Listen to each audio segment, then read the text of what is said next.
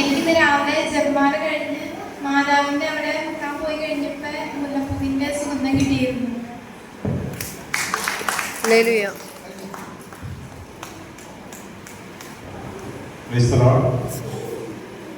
എൻ്റെ പേര് ബാബു, എൻ്റെ ഭാര്യ മരിയ.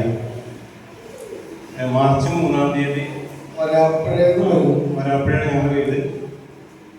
വൈഫിൻ്റെ യൂറിനിലൂടെ ബ്ലഡ് പോയാണ്.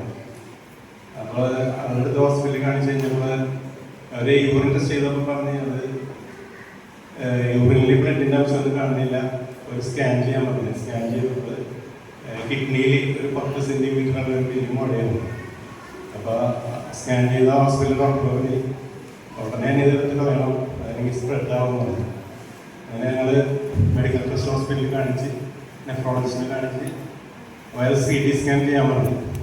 അപ്പോൾ ആ CT സ്കാന് വേണ്ടി ഞങ്ങൾ ആദ്യം വേറൊരു ഡോക്ടറെ അടുത്ത് പോയി കാണും, യൂറോളജിസ്റ്റ് സർജനെ. അപ്പോൾ അയാൾ പറഞ്ഞ് നീ റിപ്പോർട്ട് വേറെ ആരെങ്കിലും കാണിച്ചാൽ വെച്ചു.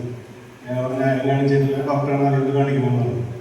ഡോക്ടർ പറഞ്ഞ് മരിയുടെ കിഡ്നിയിൽ ക്യാൻസറാണ്, ഇത് കിഡ്നി എടുത്ത് കളയേണ്ടി വരും, അത് ലിവറിലോട്ടും പിന്നെ പാൻക്രിയാസിലോട്ടൊക്കെ ബാധിച്ചേക്കുന്നു. അത് പുള്ളിയുടെ മുഖത്തോട്ടേക്ക് നോക്കി തന്നെ പറഞ്ഞു ഡോക്ടർ. അത് കേട്ടതോടെ പുള്ളിക്കാരി കരച്ചിലായി. 2 ദിവസം ഭയങ്കര കരച്ചിലായിരുന്നു. ഞങ്ങളുടെ അയൽവാസിയും ഞങ്ങളുടെ സുഹൃത്തുമായ മാപ്പിയും വൈഫും കൂടെ ഞങ്ങൾ വീട്ടിൽ വന്ന് ഞങ്ങൾ ബ്രദറിൻ്റെ വീട്ടിൽ കൊണ്ടുപോയി.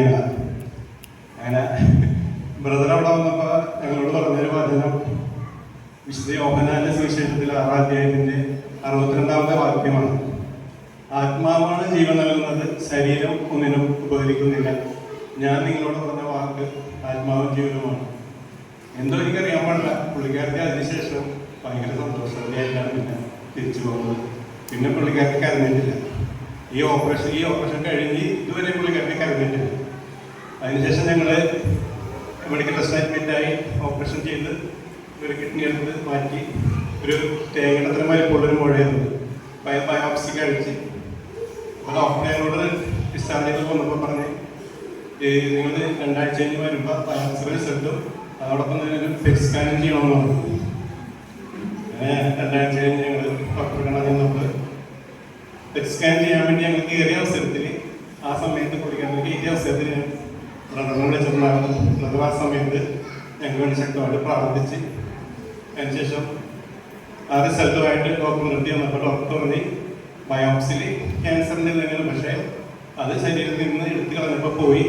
പെറ്റ് സ്കാനിൽ ക്യാൻസറിൻ്റെ യാതൊരു ആവശ്യമില്ല, ധൈര്യമായിട്ട്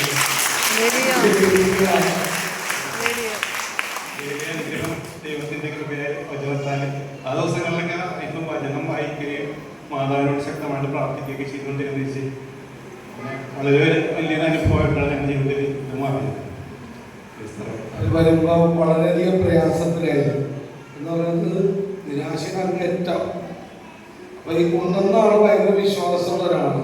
കാരണം നല്ല ദൈവവിശ്വാസികൾ എപ്പോഴും എല്ലാ ആഴ്ചയിലും ടൈമിൽ വരികയും ധ്യാനം കൂടെയും സ്ഥിരമായിട്ട് പ്രാർത്ഥിക്കുന്ന ഒരു സഹോദരനാണ് കൊണ്ടുവന്നത്. ഇവിടെ ഉണ്ട്. കർത്താവ് ശക്തമായിട്ട് ഇടപെട്ട് ഞാൻ മേടിക്കണ്ട ഈശോയോട്ട് ഞാൻ പ്രാർത്ഥിച്ച് നല്ല ധൈര്യം കിട്ടി ഈശോ. ആ സമയത്ത് ഈ മണത്തൊട്ടു. പിന്നെ സർജറി, അത് നിയമപ്രകാരമുള്ള ആ മുഴ സാധാരണ മുഴയായി മാറി അതെടുത്ത് മാറ്റി ശരീരത്തിൽ ഇപ്പോൾ ഈശോയുടെ രക്തമാണ് ഓടുന്നത്. ഈ ശരീരത്തില് ഇപ്പോൾ ഈശോയുടെ രക്തമാണ് ഓടുന്നത്. ഈ മഴ ശരീരത്തിലേക്ക് ഈശോയുടെ തിരുരക്തമാണ് ഒഴുകിക്കൊണ്ടിരിക്കുക. വിശ്വസിക്കുന്ന എന്നാൽ കൈയടിക്കും. ഈശോ